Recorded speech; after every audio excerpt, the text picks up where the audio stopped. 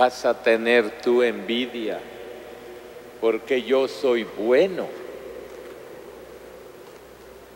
Estas palabras del propietario de la viña a los obreros de la primera hora nos revelan el rostro del amor y de la bondad infinita de Dios para con todo ser humano. La escena de la parábola de hoy está tomada del medio ambiente palestino. En la época de Jesús había una fuerte crisis social y económica en Galilea, en parte a causa de los impuestos que ponía el Imperio Romano, y el desempleo era muy grande, como ocurre en la actualidad. La parábola que hemos escuchado es desconcertante.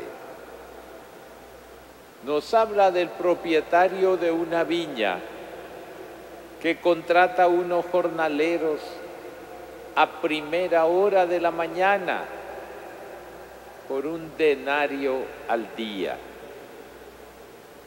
Hasta aquí todo parece normal.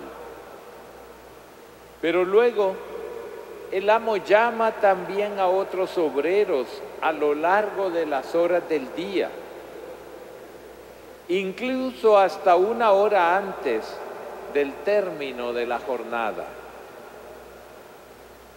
Con los últimos llamados, el señor de la viña no ajusta la paga precisa, sino que dice simplemente: les daré lo debido. Hábilmente, la parábola encamina al que escucha a preguntarse: ¿cómo se comportará el propietario con estos últimos? La respuesta es desconcertante. El amo le da a todos la misma paga, incluso a los últimos. Y entonces viene la protesta. Estos últimos han trabajado solo una hora y los has tratado igual que a nosotros, que hemos aguantado el peso del día y el bochorno.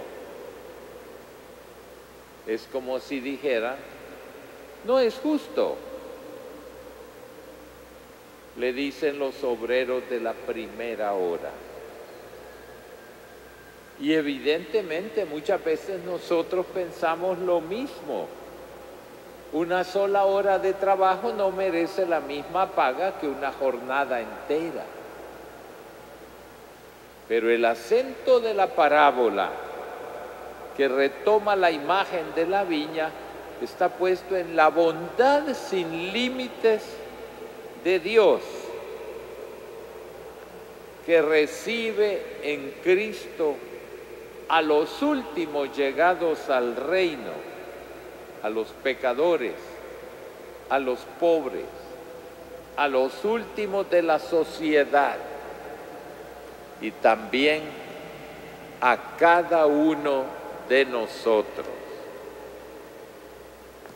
¿Qué nos quiere decir el Señor Jesús con esta parábola? Lo que Jesús nos propone en la parábola es que en la nueva comunidad hay otros criterios. El primero de los criterios es la igualdad de todos. Todos reciben por igual, independientemente del trabajo realizado y de la hora en que hemos sido llamados. Recibieron un denario cada uno. Pero esto pone en apuros a aquellos que pretenden ser superiores dentro de la comunidad. Y dice el Evangelio, se pusieron a protestar. No han entendido que la nueva comunidad solamente podrá ser nueva en la medida en que se incorpore la igualdad como fundamento de su construcción. No hay ninguna situación de privilegio derivada de la cantidad de trabajo, de las funciones que uno desempeña de la antigüedad o del mayor rendimiento. Pero ahí está. Qué distinto, como nos dijo la primera lectura, que los pensamientos de Dios no son como los pensamientos nuestros, que el amor de Dios no tiene límites y no anda haciendo diferencia de personas. Pero lo que más sorprende a los trabajadores de la primera hora es que los favorecidos sean los últimos. La verdadera razón de sus quejas es que han sido pagados con el mismo salario de los que llegaron por último. Pero el dueño de la viña considera que ha actuado bien. Amigo, le dice, yo no te hago ninguna injusticia. O vas a tener tu envidia porque yo soy bueno. La parábola nos recuerda que la generosidad de Dios no crea ninguna injusticia. No tiene sentido mirar con malos ojos el amor y la generosidad de Dios sobre todos. Ante Él nadie es más que nadie, a no ser el más pequeño, el excluido del sistema. Dios no se dedica a tomar nota de nuestros pecados o de nuestros méritos. Simplemente nos ama y nos acepta y nos llama. Fíjense cómo muchas veces se hace caricatura de Dios. En Dios resplandece su amor infinito. Probablemente en la vida y en la misión de Jesús, esta parábola respondía a las críticas, porque Él estaba cerca de los pecadores. Esos son los obreros de la última hora. Jesús no anda haciendo diferencias entre justos y pecadores, y que por ello se sientan ofendidos los justos. Trata de explicar su comportamiento reenviándoles a la misericordia del Padre. Todos somos amados por Él. Nadie está excluido del amor de Dios. Dios se da a sí mismo a todos porque es amor. Esto es una respuesta de Jesús a la murmuración que destruye al prójimo. Por eso nos recordó la primera lectura, los pensamientos de Dios no son como los pensamientos de los hombres. Y más todavía, busquen a Dios mientras se puede encontrar. Busquémoslo en nuestra vida. Los que hemos tenido la dicha de ser llamados en la primera hora, démosle gracias al Señor. Pero pidamos también por aquellos que aún hoy no han sido llamados y Cristo está dispuesto a recibirlos en la viña para que puedan trabajar, para que puedan servir, para que puedan amar. Con estas parábolas el Evangelio pretende saltar por los aires la imagen de un Dios que reparte favores según el grado de respuesta de cada uno de nosotros. Soy bueno, por eso Dios me tiene que premiar. Nadie es bueno delante de Dios, solo Dios es bueno. Y si nosotros actuamos así como actuaban los fariseos, que pensaban que se iban a salvar porque eran fieles a todos aquellos preceptos de la ley de Moisés, estamos equivocados. La salvación viene de Dios, no viene de nosotros. Y la salvación viene por amor, no por ninguno de nuestros méritos. Y el Evangelio de hoy termina con una afirmación fuerte. Los últimos serán los primeros. Lo que se nos está diciendo es que toda la escala de valores pierde consistencia a la hora de ser valorados por Dios, que es amor insondable. Hoy vale la pena que meditemos esto en nuestro corazón. Vamos a tener envidia porque Dios es bueno. ¿Qué posición tenemos delante de Dios? Nos repite, mis pensamientos no son sus pensamientos. Mis pensamientos, dice el Señor, no son ninguno de los méritos que ustedes crean tener, ni mucho menos estar pensando en el poder y en el dinero como que si esos son los méritos. San Pablo en la segunda lectura nos dijo una gran verdad. Para mí la vida es Cristo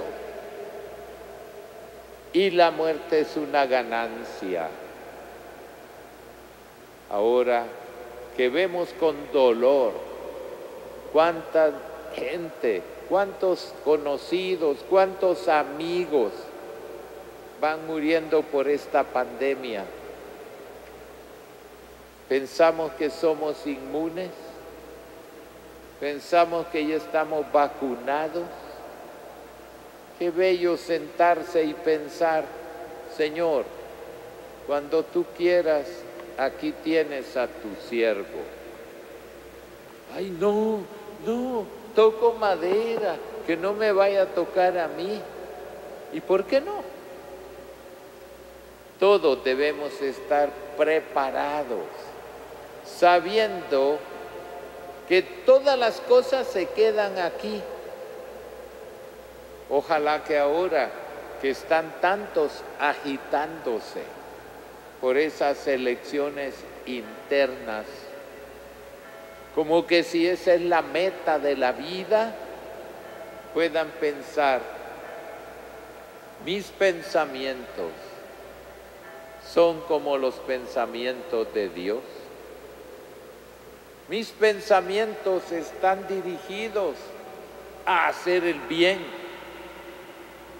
y a buscar a Dios mientras se puede buscar. ¿O estoy sirviendo a los ídolos del poder a toda costa, aunque sea mintiendo, engañando, haciendo maniobras bajo la mesa? ¿O mis pensamientos son, si tengo verdadera vocación política, debo actuar por el bien común, por el bien de todo mi pueblo, y no para buscar simplemente lo mismo de siempre y repetir esta historia de la cual nos debería dar vergüenza. Pasa un gobierno tras otro y la misma historia de corrupción. Mis pensamientos no son sus pensamientos, nos dice el Señor. Busquen a Dios mientras se puede encontrar. ¿Por qué? Porque la vida también es breve, aunque parezca que nunca va a llegar la muerte. Que podamos todos en el fondo del corazón decir, para mí la vida es Cristo. Por eso hoy podemos volvernos al Señor Jesús para decirle en nuestro interior, gracias, gracias por tu bondad infinita. Gracias también por invitarnos a todos a servir en tu viña, incluso a aquellos que nadie contrata. También deberíamos pensar qué podemos hacer para ayudar al menos a uno que tenga más necesidad que nosotros. ¿Cómo cambiaría nuestra Honduras si verdaderamente todos nos sintiéramos protagonistas de una pastoral samaritana, de no quedarnos encerrados en nuestros propios criterios, sino de ayudar al que tiene más necesidad que nosotros, aunque sea con un pequeño gesto de amistad, de cariño, de bondad? Estamos haciendo cambiar este mundo. Incluso a aquellos a quienes nadie contrata. Gracias, Señor, y sigue llamando aún a aquellos que piensan que ya no tienen salida. Sigue llamándolos, porque en tu corazón no hay rechazo para nadie, sino simplemente amor y misericordia.